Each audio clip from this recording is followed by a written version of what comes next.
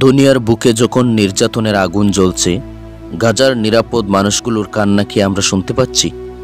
ফিলিস্তিন এক টুকরো জমিন, যেখানে প্রতিনিয়ত রক্ত ঝরছে। আজকের আধুনিক সভ্যতায় যখন মানবাধিকারের কথা বলা হয়, তখন গাজার শিশু, মা বাবা, বোনেরা বোমার নিচে পড়ে যাচ্ছে। রাসূলুল্লাহ সাল্লাল্লাহু আলাইহি ওয়াসাল্লাম বলেছেন, একজন মুসলিম আরেকজন মুসলিমের ভাই, সে কখনো তার ভাইকে বিপদে ফেলতে পারে না। কিন্তু আজ আমরা কি করছি? আমরা কি তাদের জন্য দোয়া করছি? আমরা কি তাদের পাশে দাঁড়াচ্ছি? তাদের জন্য দোয়া করুন, সাহায্য পাঠান, তাদের কষ্টের কথা সবার সামনে তুলে ধরুন, কারণ একদিন আমাদেরও হিসাব দিতে হবে। আমরা কি করেছিলাম? এই বার্তা সবাইকে পৌঁছে দিন, শেয়ার করুন। গাজার নির্যাতিত মুসলমানদের জন্য একসাথে আওয়াজ তুলুন।